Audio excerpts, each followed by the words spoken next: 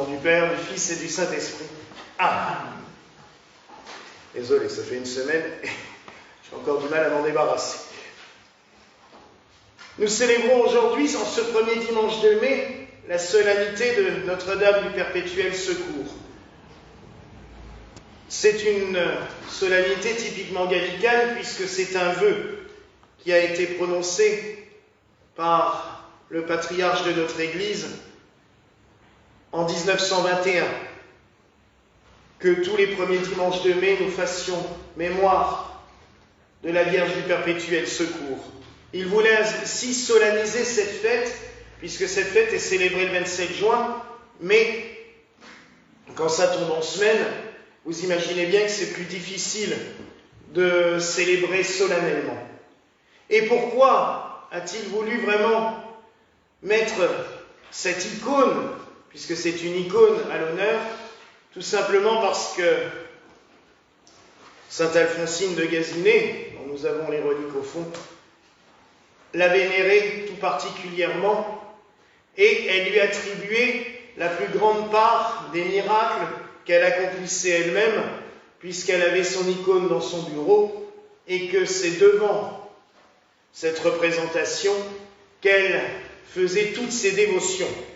Pour cela aussi, sur la châsse de Sainte Alphonsine, il y a ce petit médaillon qui représente la Vierge du Perpétuel Secours.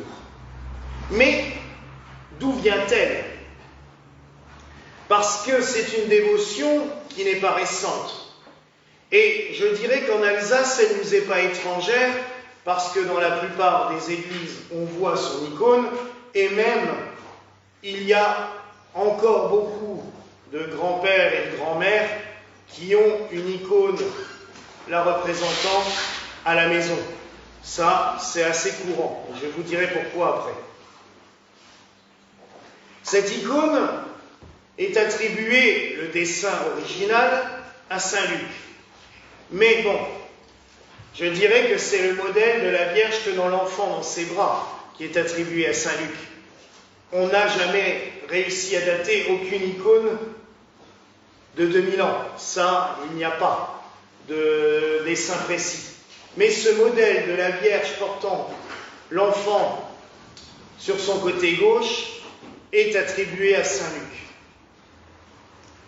L'icône que nous avons devant nous a été datée, ça c'est une représentation, l'original a été daté du XVe siècle et elle a été ramenée par un marchand génois qui l'avait achetée en Crète.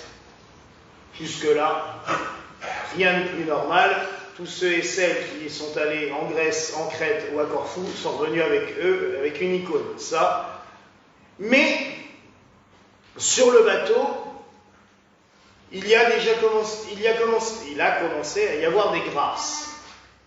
La Vierge, en effet, a sauvé l'embarcation d'une tempête où tout le bateau a failli périr en mer, et ils ont imploré cette icône, cette Vierge, et ils lui ont demandé de les secourir.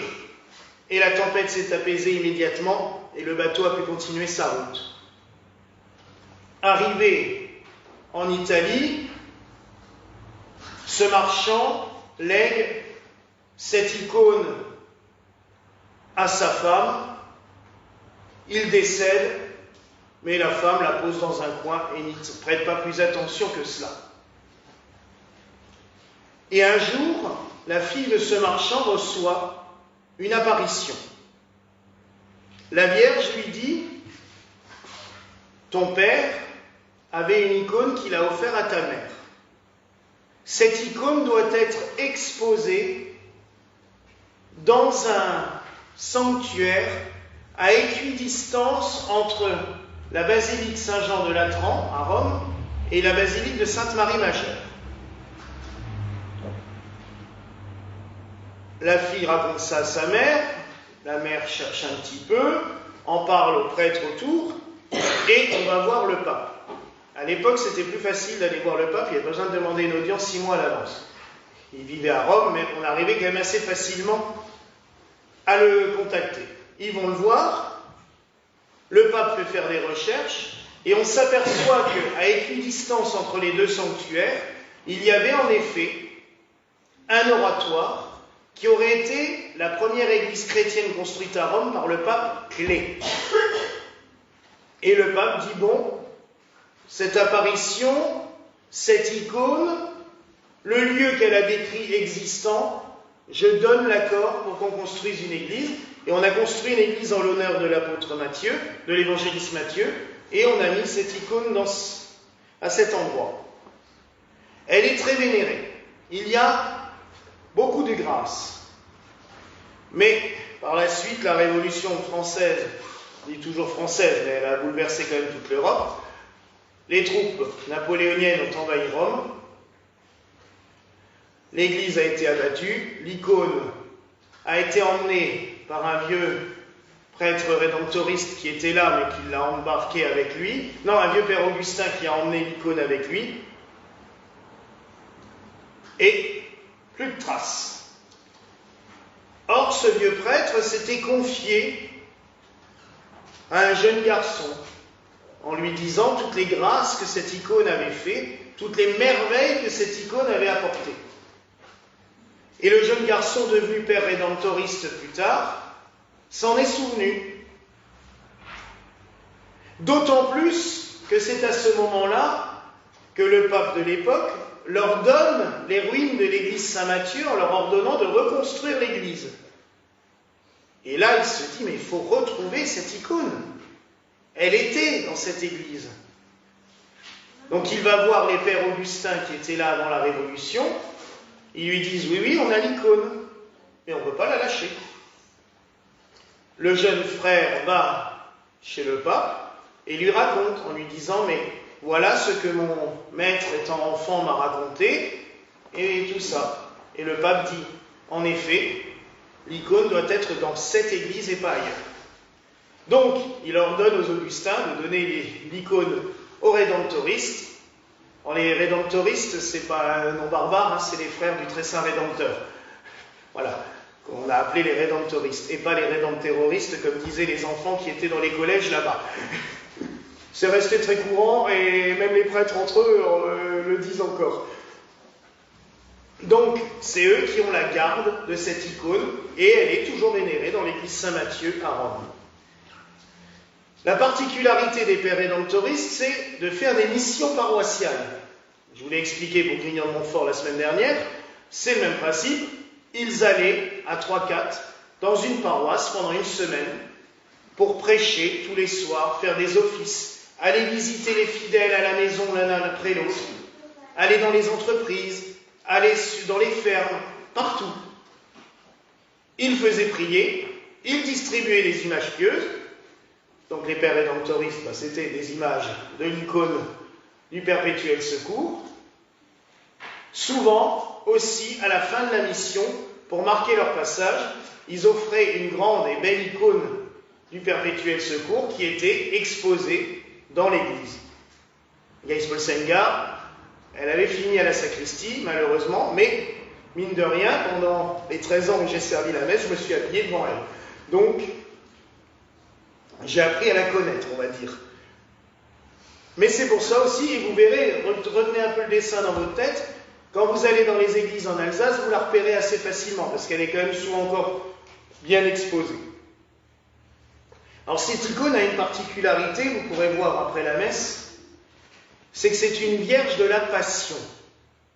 Autant qu'elle a l'enfant Jésus dans les bras, autant qu'elle est vêtue de couleur sombre, autant que si vous regardez l'enfant est épouvanté, il en perd même sa sandale. Il y a le détail, il perd la sandale, parce que de chaque côté, il y a Saint Michel Archange et Saint Gabriel Archange qui lui montrent les instruments de la Passion. La lance, les clous, la croix. Et c'est vraiment une belle vision, parce qu'on se dit, l'enfant Jésus savait inconsciemment le but de sa venue sur la terre. Et la Vierge Marie, tout en nous offrant son Fils, a partagé aussi les souffrances de son Fils. et elle partage les nôtres. On en revient toujours à ce même principe. En Marie, nous pouvons nous confier parce que Marie nous connaît. Elle sait tout ce que nous avons pu vivre, elle sait tout ce que nous avons pu ressentir et elle nous comprend, elle nous aide, elle nous soutient, elle nous aime. Parce qu'elle a vécu exactement tout ce que nous pouvons vivre dans notre vie. Et je dirais que depuis, surtout la fin du XIXe siècle, que les pères rédemptoristes ont diffusé son culte, Notre-Dame du Perpétuel Secours a fait des miracles en cascade. Au point qu'on en a même construit une basilique à Paris, juste en face du cimetière du Père-Lachaise, il y a une basilique dédiée à Notre-Dame du Perpétuel Secours aussi. Elle est vénérée partout dans le monde. Et on peut se confier à elle. Et comme je l'ai dit, elle a fait d'énormes grâces dans notre Église, puisque Sainte Alphonsine priait devant en permanence. Elle avait mis son icône dans son bureau quand elle a fait construire l'église à Gazinay. La première chose qu'elle a fait, c'est de faire un autel en l'honneur de la Vierge du Perpétuel Secours. Malheureusement, on n'a jamais pu récupérer ces icônes, on sait pas où elles sont passées, celles-là. J'aurais bien aimé avoir celle-là. Mais toute représentation est identique et pareille. Nous pouvons nous confier à elle. Pourquoi ? Parce que le Seigneur, sur la croix, nous l'a confié comme mère. C'est les plus belles paroles. Quand il dit à Marie, femme, voici ton fils. Puis il dit à Jean, voici ta mère. Elle est devenue notre mère à toutes et à tous. Et c'est pour cela que nous la célébrons durant ce mois de mai. C'est pour cela que nous décorons ces statues, ces représentations durant ce mois. Nous pouvons sincèrement lui confier nos prières, lui confier nos malades, nos maladies à nous, mais aussi la santé de tous ceux et toutes celles que nous aimons. Leur donner la grâce, leur demander la grâce de la Vierge Marie pour eux. Tout à l'heure et durant tout ce mois de mai, nous allons nous consacrer à Marie. Qu'est-ce que cela veut dire ? Se consacrer à la Vierge. C'est tout simplement nous offrir à elle. Pas pour devenir des pantins. Non. Tout simplement pour que par chacun de nous, elle puisse nous montrer comment aller plus près de son Fils. En Pologne, il y a une église chrétienne similaire à l'église gallicane qui s'appelle l'église marianite. Ça vient de Maria Vitae imitantes. Imiter la vie de la Vierge Marie. C'est beau. On ne demande pas de souffrir tout ce qu'elle a vécu, non plus. Mais imiter la Vierge Marie dans le fait qu'elle se soit offerte tout entière à Dieu. Malgré tout ce qui pouvait lui faire peur et la terroriser dans le plan divin, elle s'est offerte tout entière. Elle s'est soumise, mais dans le bon sens du terme, à sa volonté, à la volonté divine. Marie s'est laissée travailler par Dieu, façonnée par Dieu. Et c'est pour cela que nous pouvons la vénérer maintenant, parce qu'elle a été dans un total abandon à la volonté divine. Et nous consacrer à Marie, c'est un peu cela aussi. C'est lui dire, Marie, comme le Seigneur t'a façonné, aide-nous à être façonnés par lui. Aide-nous à te suivre comme un modèle, comme un exemple, pour que nous soyons toujours plus près de lui. Car s'il y a bien une personne qui a été totalement unie au Christ, c'est bien la Vierge Marie. Vous ne direz pas le contraire, je pense. On ne peut pas faire plus uni au Christ que la très sainte Vierge Marie. Donc laissons-nous unir à elle, à lui, par elle. Durant ce mois, nous allons la vénérer à la fin de chaque messe du dimanche sous un vocable différent. Aujourd'hui, forcément, c'est le perpétuel secours, nous continuons le thème de la messe. Mais il y aura, jeudi après la messe de l'Ascension, Marie qui défait les nœuds. Dimanche prochain, Marie, reine du clergé. Eh oui, les prêtres ont besoin de prière aussi. Et Marie est bien aussi un modèle pour les prêtres, j'en parlerai la semaine prochaine. Il y aura la Madone des Roses, puisque le dimanche de la Pentecôte, nous bénissons les roses, et que la statue du jardin, c'est la Madone des Roses. Donc, nous la vénérerons comme telle. Et le dernier dimanche de mai, ce sera Notre-Dame de Satonnet, puisque nous avons sa petite statuette ici, dans la niche, et que j'ai une profonde dévotion pour elle. Et depuis l'année dernière qu'elle est arrivée dans cette église, je vois que vous aussi, parce que, comme dirait maman, c'est fou le nombre de fois où je dois nettoyer la vitre. C'est là qu'on voit qu'on a besoin de prier, que la Sainte Vierge est très priée. Mais c'est des signes, et moi, personnellement, et je le dis souvent, on m'a encore fait la réflexion, on m'a dit, votre église, elle est chaleureuse. Une dame qui est venue cette semaine.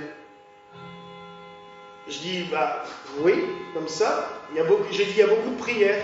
Elle dit oui, mais en plus, on peut approcher, on peut prier sincèrement, se mettre devant une statue, la toucher, devant une icône.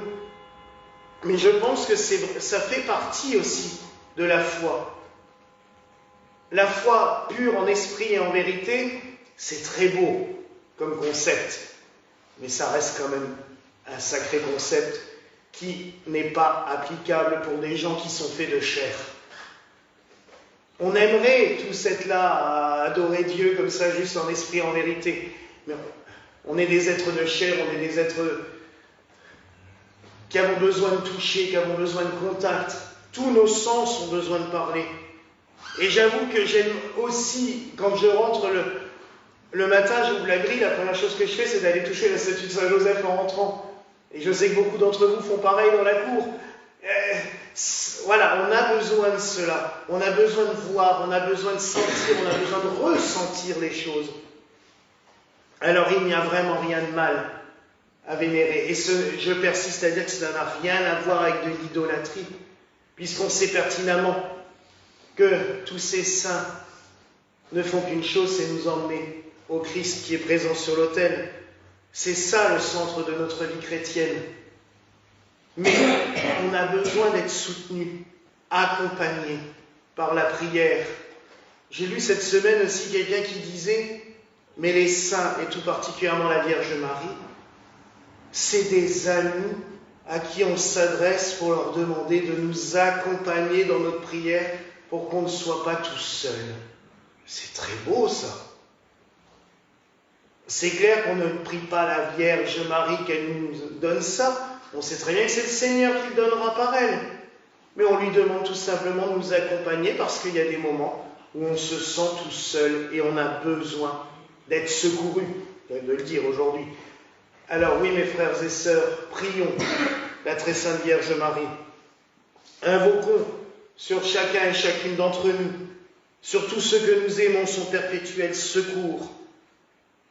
Implorons aussi la bénédiction de son Fils, mort et ressuscité, pour nous donner justement cette paix, cet amour, cette lumière, cette joie. Qu'il bénisse toutes nos actions et qu'il nous comble de grâce par les mains de la très sainte Vierge. Voilà la grâce que je nous souhaite en ce jour au nom du Père, du Fils et du Saint-Esprit. Amen.